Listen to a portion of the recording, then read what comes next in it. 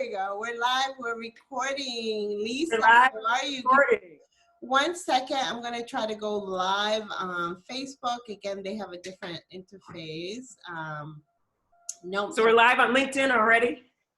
We're not. We will record this, however. That way, for the folks that are joining us, my name is Josefina Bonilla, and with me I have Lisa Coleman, Dr. Lisa Coleman, and Omama Marzouk.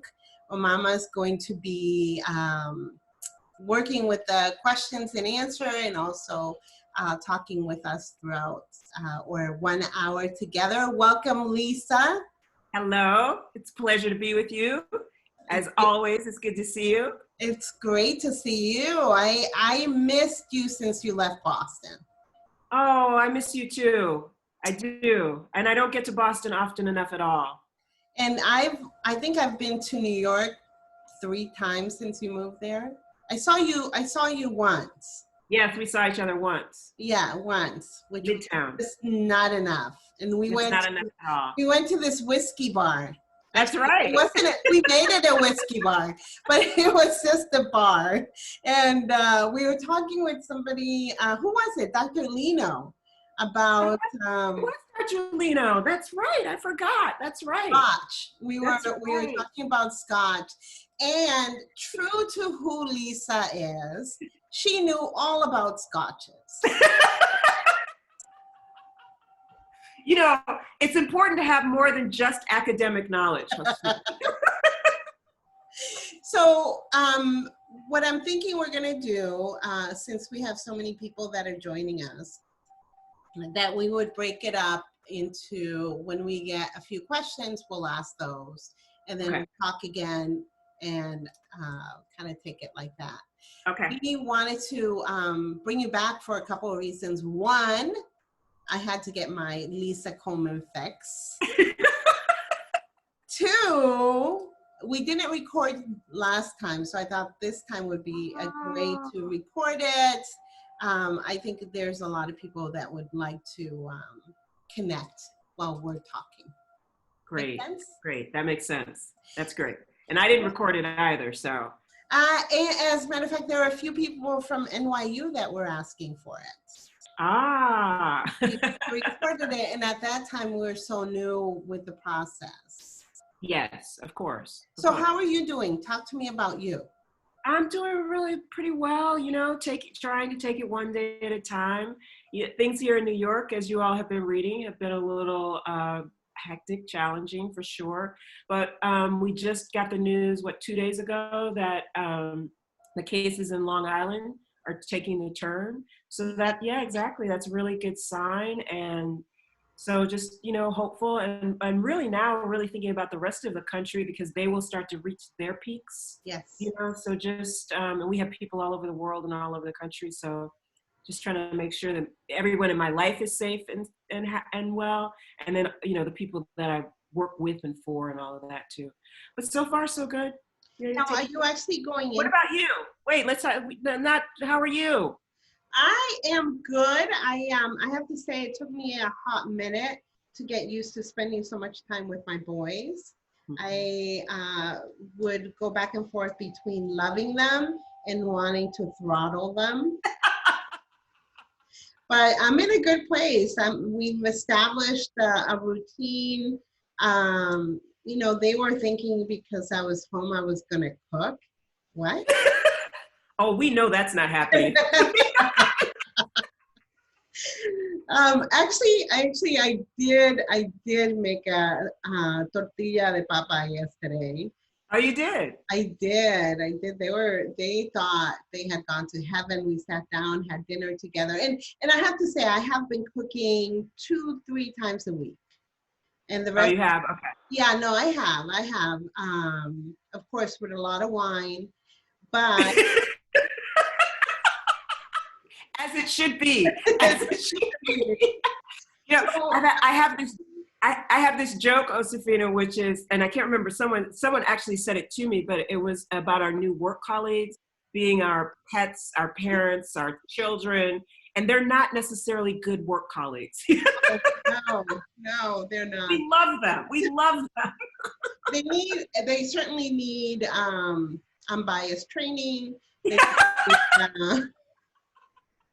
they need all sorts of training. If HR was here, they Yeah, HR, exactly.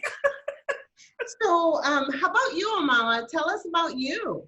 What's up with your side of the woods there? Or I'm well. I'm good. I'm happy. Yeah, I don't I mean, I've been working from home since like I started my company back in January of 2019.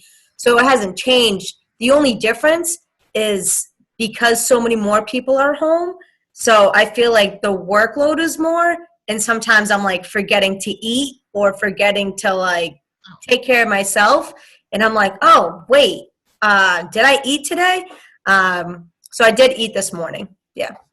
so, let me just say that the other shift that has happened to me is the first couple weeks, I was eating so much. I was just anxious eating everything. I mean, we went through a whole grocery cupboard within the 2 weeks because we were just eating. Now it seems more normalized, but I never forget to eat. I just want to be Girl, you would think that like with all this, I don't forget to eat either, but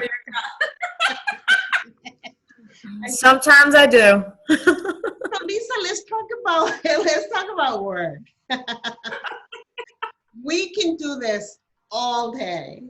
But let's talk about you. Let's talk about work. Let's talk about where you think education is going after this huge pandemic. So let's start there. Okay. Well, we, like many industries, are experiencing, we're going to experience challenges. Those will be fiscal challenges. We're having some of those. Many universities are going to have fiscal challenges, and some of those will be because of the impact from right now. So many students, we've had to send them back to where, and depending on what state you're in, certainly in New York State, we received, updates from the governor about what was going to happen. So we needed to make sure our students were able to travel to their respective homes, et cetera. And we know that's been the case for many, many states, right? Which has a great impact on the universities. And most universities are in communication with their state representatives. That's just because of university relations offices and things like that. So there will be fiscal implications. Some schools are worried about the implications for their numbers for enrollment for, the fall. Because will people be able to travel? And this time period, right, March and April is really the time when lots of prospective students visit campuses. So instead of visiting, they're doing virtual tours and things like that. We don't know what the impact that will be for colleges and universities, shifting from in person to the virtual experiences. You don't get to meet students in that same way, right? So there are all kinds of things that that will be impacted in that arena. And then lastly, I think when we think about the teaching, et cetera, right, we know that there have been lots of impact for our faculty and the classroom experience. And I think that's, multifaceted. One is we have, in higher education, we don't have a retirement age. And so we have faculty. So when people talk about 6 generations in the workforce in corporate America, for us, we're usually a generation or 2 above that. So when corporate America has 4, we have 6, right? Because we expand the whole, the cycle. Because we'll have students who will start at 16 and 17 years old, and then people who'll still be teaching who are, in their 80s. And that's not your typical corporate environment, right? That's a lot. That's it. Yeah. So it's quite the span. So in that way, we have to think about, access to technologies, people having different access to technologies, different familiarities and fluencies with those technologies, people on the learning spectrum, whether they're neurodiverse and different abilities and access. So all of those things come into play for us. And then obviously the delivery of education, which through these technological tools. So it's both, do you have the familiarity with the tools, but then are the tools can they be used in this way? And we know from Zoom bombing and things like that, we're already experiencing challenges with the technologies.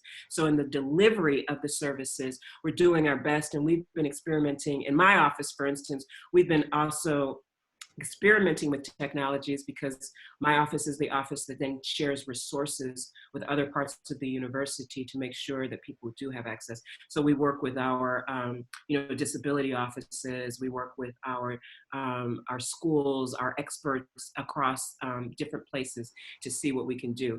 And lastly, I'll just say, if you think about labs or our Tisch School for the Arts or our engineering school or art schools, a lot of those courses are very, they're very tactile, right? You have to be in the course. So how do you recreate that in an online learning experience? So those are also the kinds of things that we're trying to experiment with engagement, right? So whether it's poll everywhere, all those kinds of things to engage people in, in innovative ways right now. So, a few things come up as you're talking. I think about the financial space that colleges are starting to face, returning room and board money. I mean, there's some fiscal responsibilities that we don't even, from this point, I don't even know. But I think about, do you think that colleges are going to merge? Oh, right. Okay. Well, so I will say this, before the fiscal crisis, we saw that some colleges and universities were already having fiscal challenges. So this is before COVID-19, right? Before these most recent fiscal challenges. So I do want to say that, I mean, NYU is not one of those schools, but if you look at the higher education landscape, right, there were schools that were experiencing challenges already. And in the educational world, there was something that people were talking about. You can see articles in the Chronicle of Higher Education and things like that called the cliff in higher education, and the numbers and what is happening.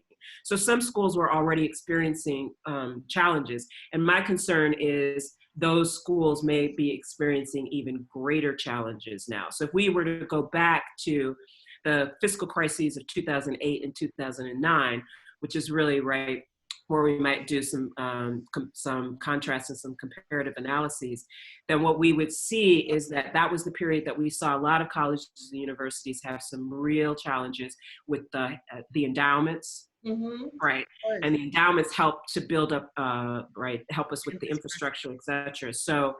So we are going to see that again with the downturn in the market. When you have downturns with the Dow Jones in the market, that impacts higher education just like it impacts every other market. And so the fiscal challenges will be multiple, right?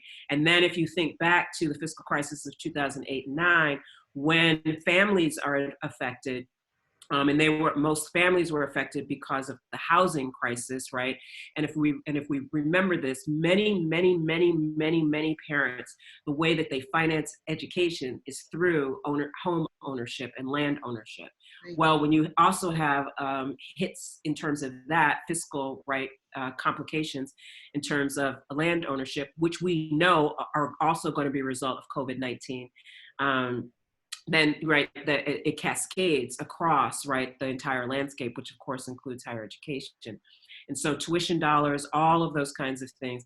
And so, schools like NYU, we give lots of financial aid and those kinds of things. So some of it is about tuition, but some of it is about those ancillary things, right?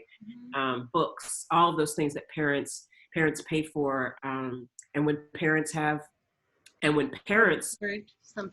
right challenges, then obviously so do students. So we're trying to take into consideration all of those things. We already had an affordability initiative at NYU out of the Office of the President and Provost. So this was something we were already taking a look at. But I am concerned for other schools, smaller schools, schools that were already challenged. This could be what we could see, Josefina, are not just the merging of schools, but unfortunately, maybe even the closing of schools. Well, I was thinking there are, of course, some schools like NYU that has been doing virtual learning for quite a while, but there's many schools that haven't adopted that yet. Right. So they're struggling now to get up to par with the other schools, and you know they're struggling still. They're not able. I know my son at Brookline High, it took them a while to get a system in place because they didn't have anything. Yeah, no, and if you think about it, right, if you think about online learning, or what we used to call MOOCs, right? The online learning, the infrastructure was built, and some of it was built within universities, but some of it was built adjacent to universities, right? If you think about Coursera and all of those kinds of things. But they took a long time to build, right? I mean, they invested in those infrastructures. And so universities like NYU, you know, we're the largest private institution in the country, and the most international and global institution. So we had developed some of those tools because we have these there were things that we had to be engaged with in terms of our global connections, in terms of, you know, our Steinhardt School of Teaching and Engagement that has huge online learning capacities, right? But I think you're right, Josefina, lots of schools, didn't have the ability to invest in that infrastructure. It's an expensive enterprise, right? And so if you look at, some schools came together in the early 2000s and built platforms together. If you think about like the Harvard X and working with MIT and all that, but that again was a concerted effort in terms of partnership to bring resources together to move, to think about the landscape. And so right now what we're seeing is so many schools are challenged, right? It's really hard to figure out how do we come together, to your point, when you're just trying to get, you know, whether it's Brookline or whatever, just trying to get things in motion. It's hard to think about partnership. But that's one of the things I will say over the last couple of weeks, I've really started to turn my attention to. I've been on lots of calls. I was on a call recently with a lot of people in the corporate world, about 60 executives talking about the relationship between higher ed and corporations. I was also talking to an organization that represents Asian organizations with high levels of people of Asian descent and or led and run by. So talking about the anti-Asian bias and xenophobia and racism that's been happening, that will have is having fiscal implications for those communities, right? And people not availing themselves of resources from that community. So all kinds of things, and thinking about how we can collaborate better and deal and anticipate and be proactive in terms of these fiscal challenges, so that we can develop the right programs in advance and collaborations as best we can, right? So how do you think about, you know, obviously you have to, there's an immediate need. So you have to be able to fulfill those needs. But then you have to think future needs, right? Because this is going to change the way we interact with education. That's right. It's going to change the way we interact, yes, I think. Yes, but I think, you know, when I think about some of the different systems that could really do well with virtual technologies, I think education is one of them. I mean, yes, if you have a lab, you need that tactile, you need to be able to connect with whatever you're working on, or if it's computers. But other than that, there's a lot of opportunities where you don't need to be, even for my kids, I think, other than the social connections, you don't really even need to go to school. I mean, it's true. Really, you want them to go back to school. Now, had you asked me that 3 weeks ago, I would have said, please, I will give them to you. However, you know, it's just, you just change, you shift, and yes, exactly. I'm just teasing. I know a lot of parents out there, and even maybe some on the line, are thinking, yeah, we definitely, I've heard some people say we definitely need to pay teachers more now that they've spent some quality time trying to do it themselves, right? Yes, and that's something that does come up. For me, my kids are teenagers, but I think about, there's a cost of my son having to have a car, gasoline to get to school because, you know, I'm working or I'm out and about. But other than, you know, they can actually take the majority of the classes online.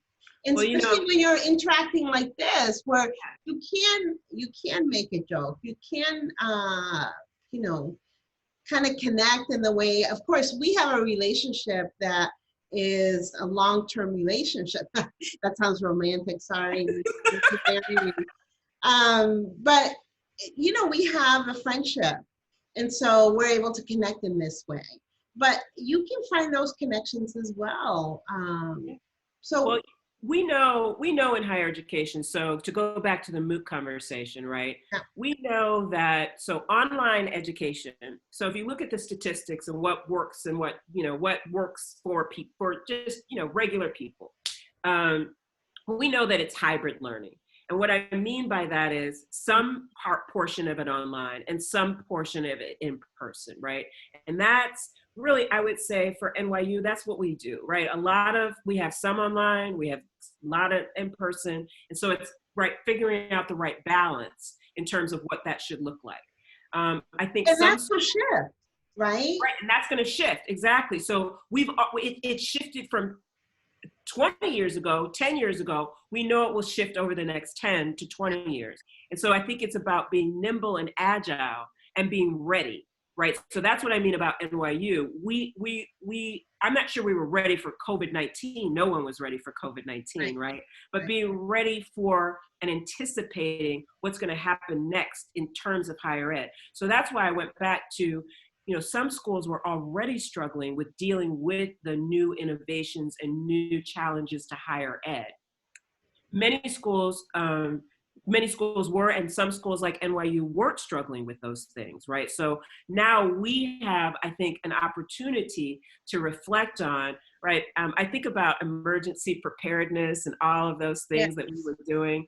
And so I think it takes on a new, on a new function now. And I think when I think of emergency preparedness, I think of emergency opportunities, right? And so we have an opportunity. I do have, I have a bag, right, that I have things in. That all I have to do is get my passport, whatever. I always think that, in case I need to leave. I don't know why I think this, but in case. In case you need to go. But the biggest thing in that bag, or the most important, other than my money and my passport, and my kids, of course, I have to make sure they're all set. But is I have Amelia Ceja, when she came to Boston, I had her come in and speak at one of our events. She gave me this bottle cushioned container. And so I think the other thing I would put in there is my wine, at least one bottle. We need to be prepared. So speaking about being prepared, that's my my preparation. But one thing also that comes up for me, Lisa, is I think I read this article on the New York Times about the inequalities that now you can't hide from, right? So some of the students, when they're doing a Zoom or they're connecting, what you see in the background, it's a nice place, right? Or, you can tell where they're coming from.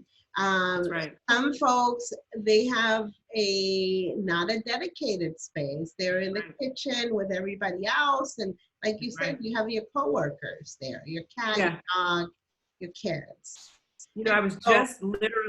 I was just talking about this because I was talking with someone who's in a 700 square foot apartment here in New York City with his 2 children, his wife, and the dog. He and his wife are trying to Zoom all day, right? And it's like an impossible scenario, right? And even if they put the fake background up, to your point, right? Because you can put the fake background up so you can hide, right? Or not put a background up at all.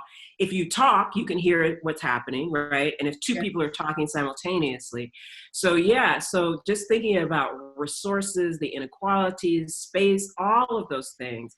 And to your point, what you can see in the background, what you can't, right? I spent 2 days trying to figure out where I was going to put put this thing, right? So I think it's really challenging. And as we also said, right, I mean, and the other thing that people aren't talking about is what are you using, right? We know, right, in terms of the digital divide, that, right, that many, and most people who come from historically marginalized communities, and now it's, the percentages have decreased. We're seeing that usually between about 56 to 62%, but they're using mobile devices, right? They're not on their computers. So then how they're accessing, right? And when you think about broadband technologies and what that gives you in terms of access versus non-broadband, right? And so it's not just about access, but it's about tiers of access. And so I think about that as well, because I think for a lot of people, they might not have a laptop or an iPad or all of those things. Or their internet. Or the internet, right? And if you have an iPhone 10, iPhone 11, iPhone 6, iPhone 5, right? So, the speed of your internet, exactly. The more people that are signed into it, the slower it gets. But you're right. And we know when you sign up, right, you can sign up to get, 40 MPBs, 100, 200, and that price goes up.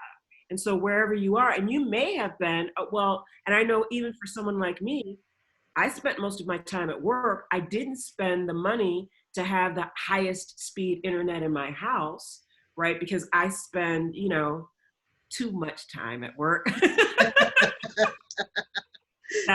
We could talk about that another time. But yeah, and so why would I spend, $100 for the highest speed per month in my house when I can just go to work? And so I think, and that's for someone like me who could certainly afford to have that in my home, let alone, right, if you're challenged in terms of fiscal needs and all of those things. Exactly. And then I'd also like to say, we also know, depending on the number of devices used in your home in terms of simultaneity. So if you have kids, you're trying to be on Zoom, your significant other's trying to be on Zoom, grandma's on Zoom, and the two kids are on playing games. Yeah, gaming. Yeah, no, it's the digital divide, which was something that as a matter of fact, I worked on that particular issue years ago, but it's coming up again and again. I keep seeing it. And, that creates different inequalities. And as you're talking about education, when you went to a dorm, you had the facilities of the school. Now you don't.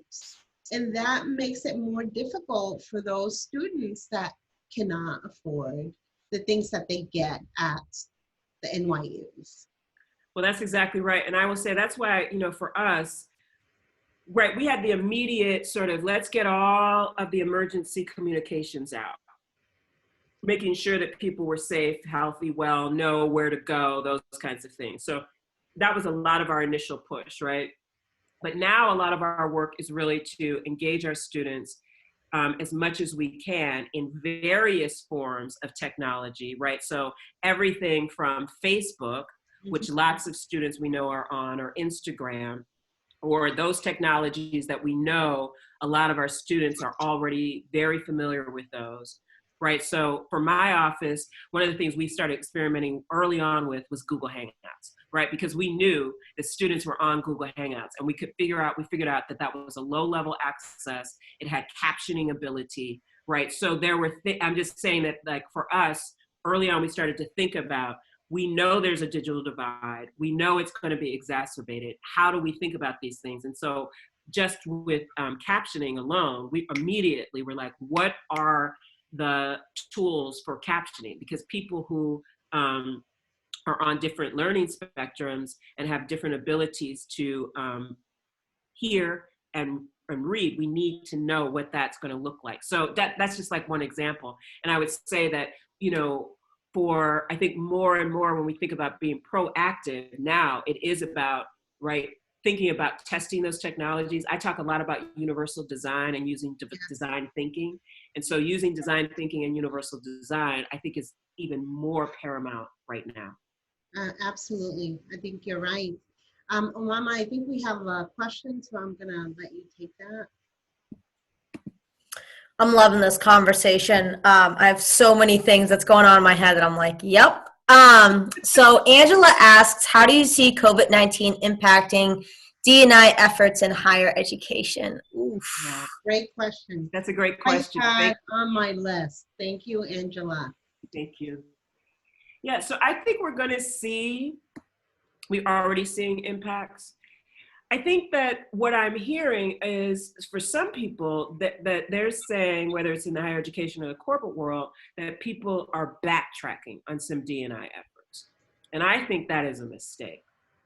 Mm. And it's not a mistake because, right, this is not just self-interest. This is like in the middle of COVID-19, diversity and inclusion and equity efforts are not the things that you want to backtrack on, because diversity, inclusion, and equity are about community and about community capacity building, and those two things, and innovation, right? So capacity building, community, innovation, and engagement. And so if you're not doubling down on your diversity and inclusion efforts, actually, I think that is going to be more harmful in the post-COVID-19 era. And not just because it'll be, like I said, not just self-interest, right? It's about, we have a rise in anti-Asian racism and xenophobia. We have a rise in disparities for people who are from first-generation families, low-income families. We have a disparity in terms of people who are on the disability, right, or ability spectrum, who have challenges in those areas, right? We know that members of racial and ethnic populations that have been historically disenfranchised are dying at greater rates of COVID-19 right now, right across the country. So we know all of these things are happening. And we also know that the fiscal implications for those who are on the lower socioeconomic realm, also, right, their lives are being put at greater risk, because those are many of the people on the front lines who have to actually deliver products and services and things like that. So we know that when we're talking about diversity and inclusion, the challenges across class and race and gender. When we think about gender, we know who cares for the children at home, right? We wish it were different. We wish that times had changed and that, men and women had equal responsibilities in the home, but in most homes, that's just not the case. And we know that women have a greater responsibilities for elder care. And we know that the elderly are being impacted by this particular pandemic at greater rates. So all of those things come together, right? And so diversity and inclusion should be at the center of what you're doing right now, whether that's in your company, your organization, your unit, and as far as I say, even in your family, right? It should be at the center of what you're thinking about, because we have so many populations that are not being underserved, and that will have great implications for us as we move forward. We know that when populations are underserved, it impacts the entire, right? We all live together, right? So, and if nothing else, what we've learned is COVID-19 started in another part of the world, and it has impacted all over the world, because that's how we live now. We're globally connected, and we have to really think about ourselves that way. And so, and we are diverse. We are a diverse global community. And I love that, right? That's part of what I do, right? I embrace that and do my work in those spaces. But we also have to think about how we're innovating together and innovating for those of us who have been least served. Because if we serve the people who are least served, then we can also serve the people, across the spectrum. Of course. And I totally agree with you. Let me start there. Totally agree with you. I do, however, believe that because a lot of companies are going to have fiscal challenges, yes, they're going to start looking at positions like D&I roles, like marketing, that don't have a direct impact on their ROI or their return on investment or their EBITDA, right?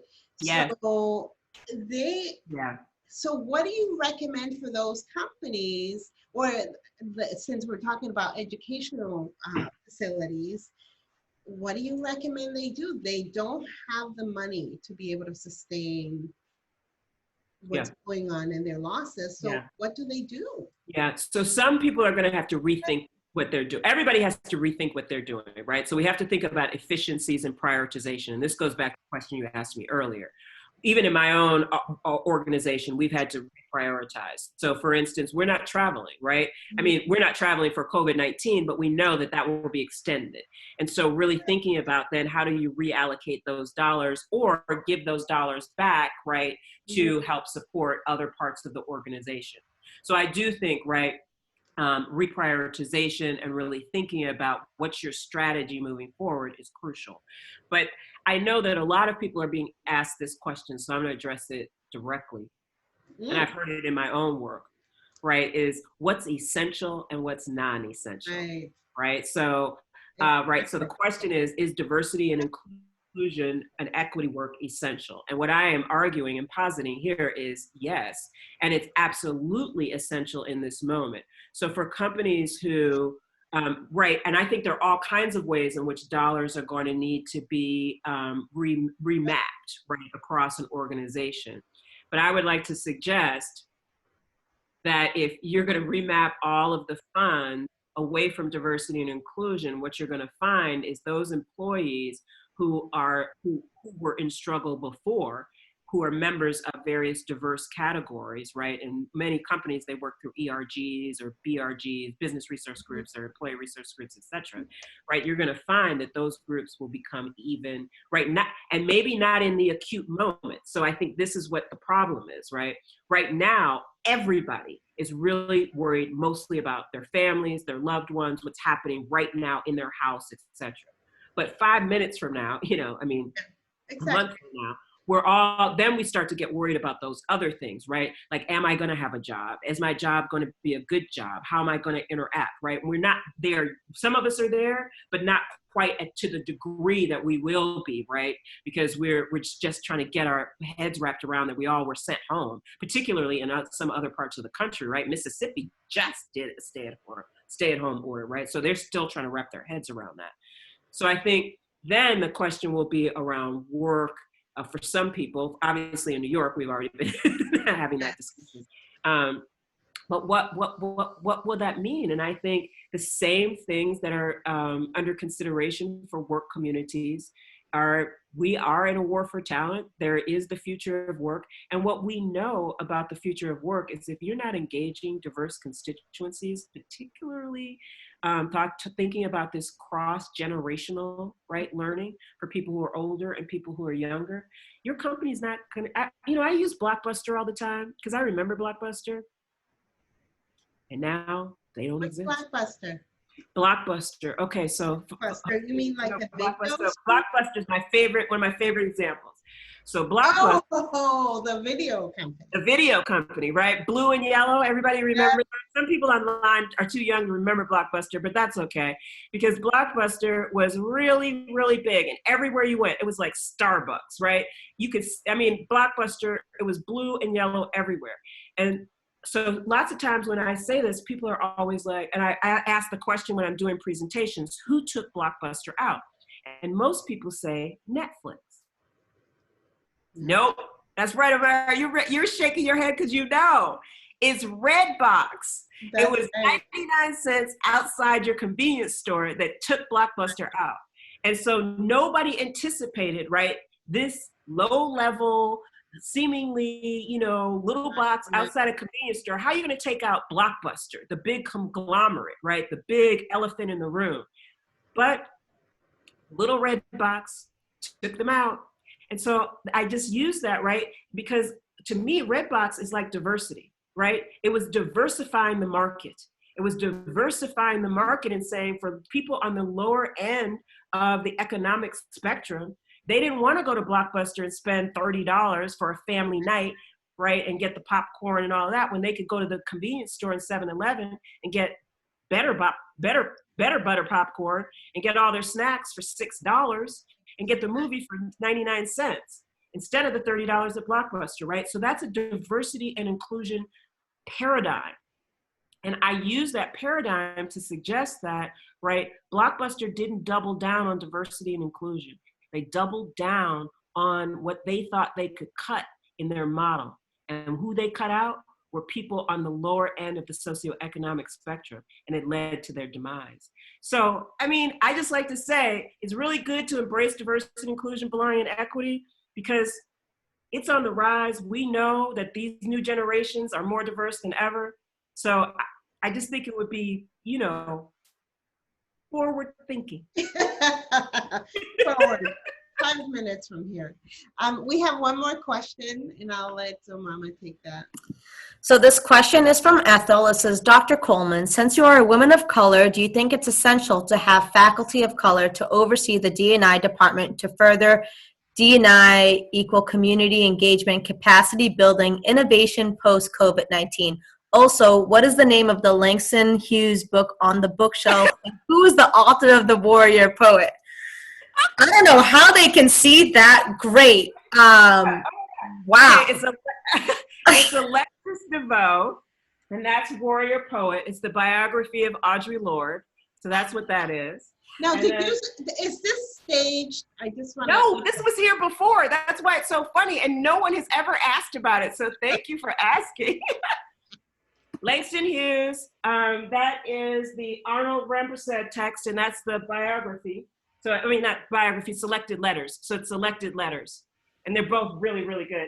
And then I have the Black Girls Rock from Beverly Bond. And this is the last one, which you probably can't see the title of, is from the 1926 publication of The New Negro, which was where Langston Hughes and Elaine Locke was the editor. And so that is one of the original manuscripts from the 1926 Harlem Renaissance monograph. So anyway. That's awesome that they can see that far. I'm wearing glasses and I'm squinting. Yeah, I was like, wow, that's really amazing. Okay, so the question about being a woman of color. That's a great question. It's a great question. And it comes up a lot, not just in higher ed, but it comes up a lot. Yeah, and it comes up, I imagine, does it come up for corporations too, Josefina? All the time. Time. So I think my answer is complicated, and I wish it was just a simple answer. So do I think it's important that people of color be in charge? I think that's the nugget that's underneath, right? So I think that it's important that people of color be involved intimately with the leadership, right? So the question is, do I think that so I have a leadership team that I work with, and my leadership team is about 5 people. Okay, so in that 5 people, I would think that 3 of those people need to be people of color, right? And part of what I'm arguing for is something called critical mass. So when we look at the literature, what the literature suggests is that when we think about boards with women and what changes a board, it's a critical mass, and it's about 30%, right? And so we want to make sure 30-40%. So we want to make sure that we have critical mass as we're moving forward. So my concern when we're doing diversity, inclusion, belonging, and equity efforts is that we don't take those efforts and eliminate the people of color. So I'm going to say something else here. What people sometimes are arguing for now is something called diversity of thought. Mm-hmm. I have heard that many times. Heard that. So some people have heard that. And so this idea of diversity of thought, I'm very much for. I think diversity of thought is very important, but I want to be very clear. Thoughts cannot be divorced from people. So sometimes when people are talking about diversity of thought, what they suggest is that thoughts are sort of out there in the world as if they don't exist, attached to background and culture and people. Our thoughts are informed by how we were raised, where we were raised, how we made meaning of the world, who told us how to make meaning of the world. Our educational systems, our familial systems, our community systems, right? Those are how we come to our thoughts, right? And so part of that then is you have to engage people from different racial, geographical, socioeconomic, gender, backgrounds, right, to get those different thoughts. And so we do need people of color and diversity, right, and literal people, right? Sometimes when people talk about inclusion, et cetera, it's like they want to get rid of the diversity component.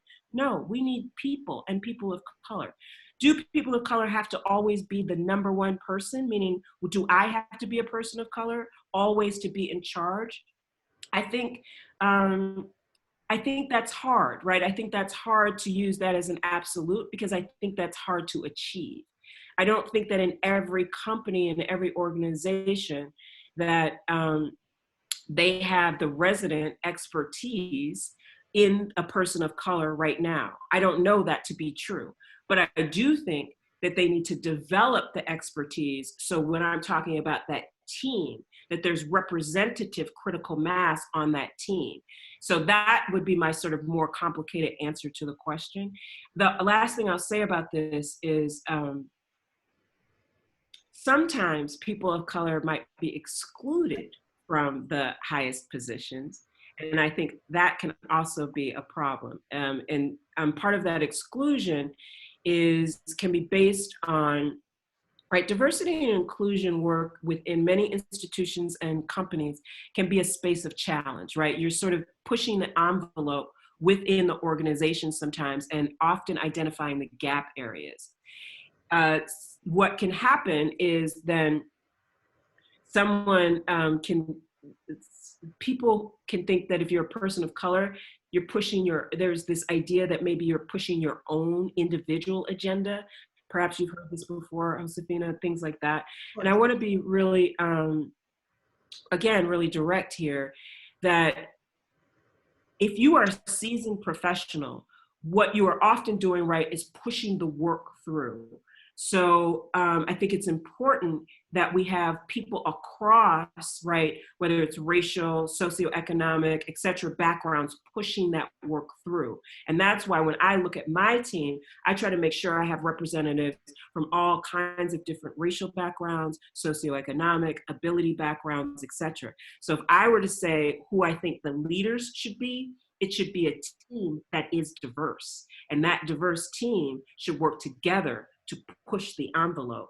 And that way, then you can't just pick one person and say, well, that Latino person is trying to push the Latin agenda, or, you know, the African-American person is trying to push the African-American agenda, or the person with a disability, and so on, right? So if you have a diverse team, you are pushing a diversity and inclusion agenda.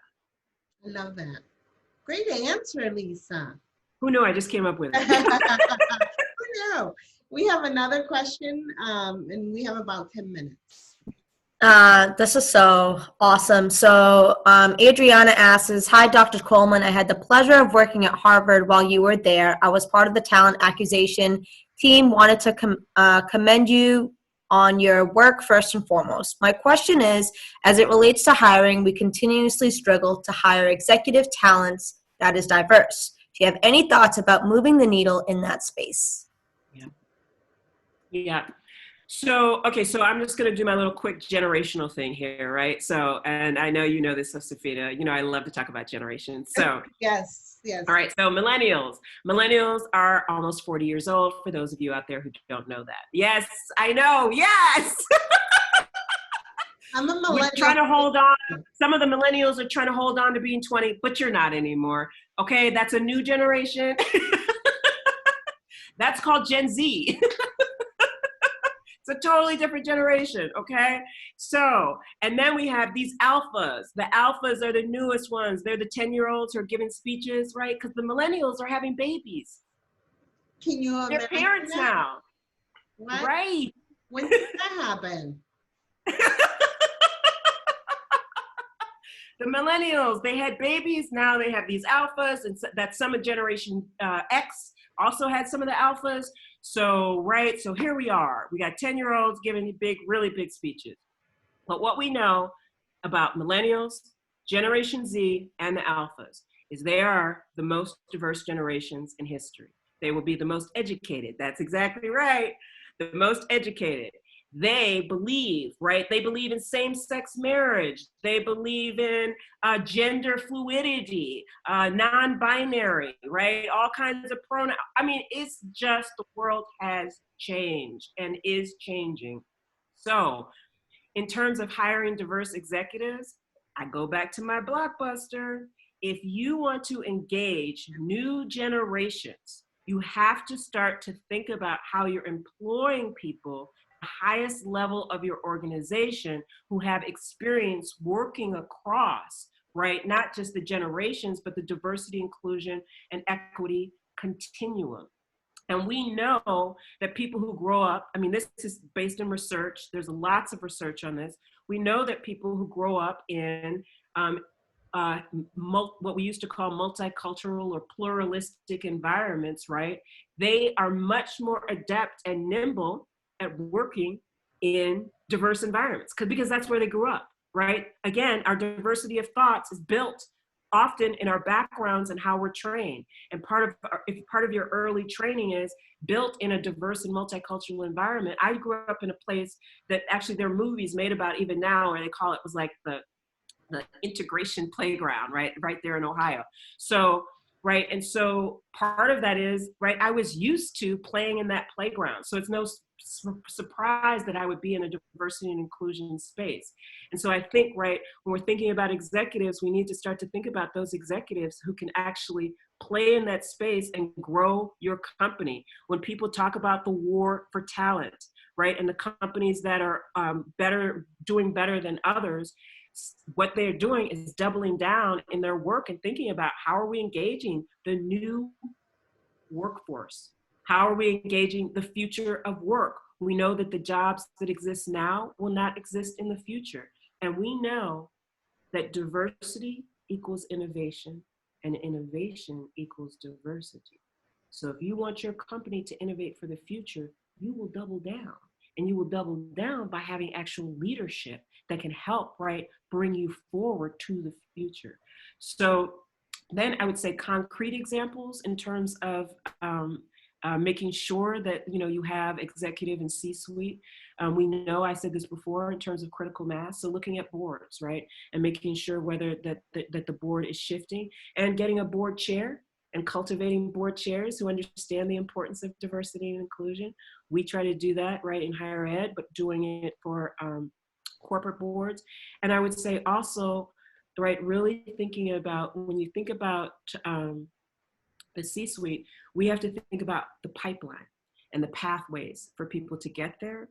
And unfortunately, the other thing that I think sometimes people are not going to be investing in this COVID-19 era, but really are those pathway programs. And that, again, making sure that we keep those pathway programs alive, because that's the future leadership of our companies and organizations.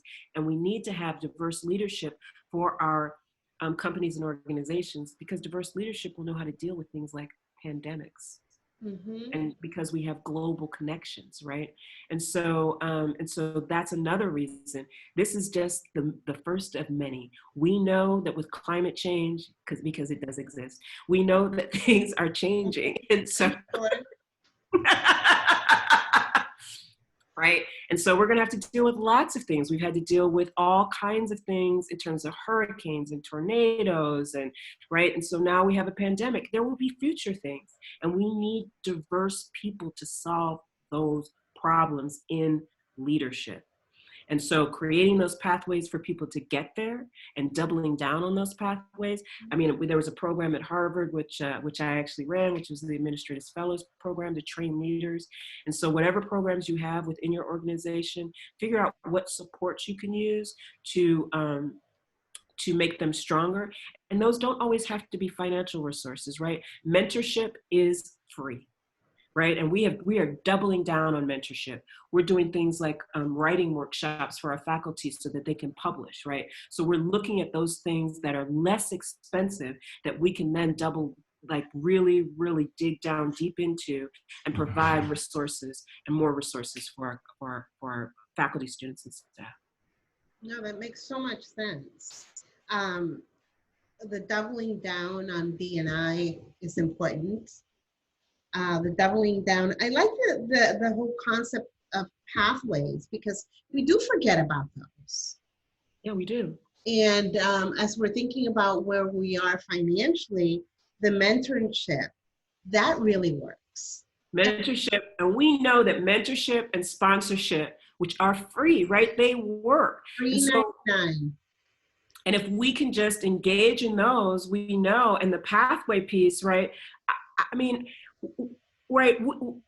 Somebody, people will talk about internship programs, right? And taking an intern to be your president. Well, that's a long time, right? Right. But I do think, I think a lot about wine, as I know you do. And so,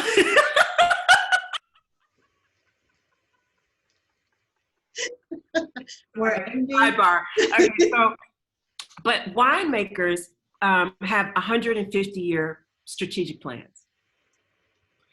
Yeah, right? That's what they do, because, you have to think about vineyards and vineyard planning. And so when I found this out, I thought that was so interesting. And so I don't have a 150-year plan, but I do try to think about, right, past the 5 to 10-year plan. I try to think in my head, right, where will higher education be 20 years from now, 50 years from now?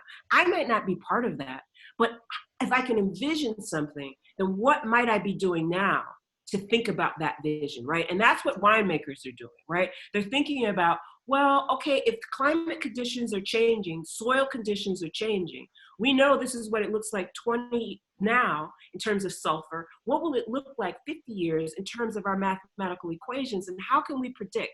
And that to me is super interesting. And so I think there, for me, then I can think, okay, well, how can we plan for the future? And how can we plan in our D&I spaces? And so we know, like I said before, we're going to be more diverse. We're more globally connected. That's just happening. So let's plan. I found it interesting that you said that in higher ed, there's 6 generations of workers. So you're not only talking about the boomers, Gen Xers, millennials. We've got people from the maturest generation, the silent generation, right? We have people who are 80 years old in higher ed. That's the generation that was born before 1945. I know, your face, you're like, who are they? Like, what? I felt like, those cat commercials where just... Right? And at the rate the alphas are going, they'll be in college by the time they're 11. So we're... Yes. Lisa, it is always so much fun talking with you. Oh, it's so much fun. But you have so much great information, and you put it in perspectives where we all understand. We may not be in the same space in terms of you're in higher ed, I'm more in the corporate space, but everything you said resonates and it makes sense. I'll give you a second, Omama, to say something, and then I'll open it up for final words from you. You're amazing. Sometimes my facial expressions just come out, so I apologize, but it was just really, really good insight and really powerful to hear the different perspectives. And like, I always talk about like the D&I space, but that inclusion, right? And so I'm like, okay, well, how are people with like abilities or whatever it is, how are they coping and stuff? So this is amazing. And I think of my siblings in Kuwait, where it's been shut off with school, shut on, and my sister's piano professor on Monday messaged them, and they're like, everyone go out and buy a piano. And so she's like, Miss, like, our town is on complete lockdown. Like, we're not allowed to go out. We can't even go out and get vegetables.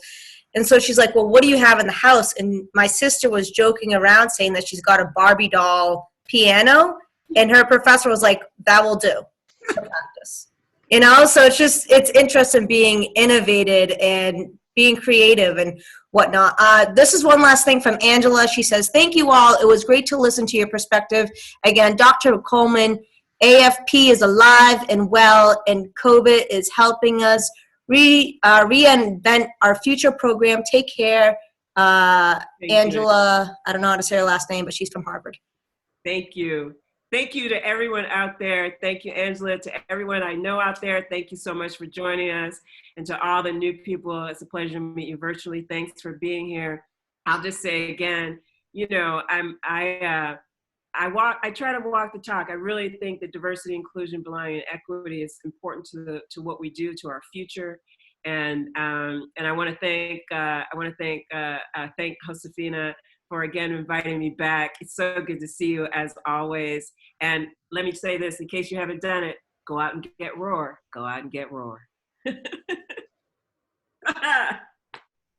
Thank you guys, and we will see you tomorrow. All right. Thank you. Have a great day, everyone.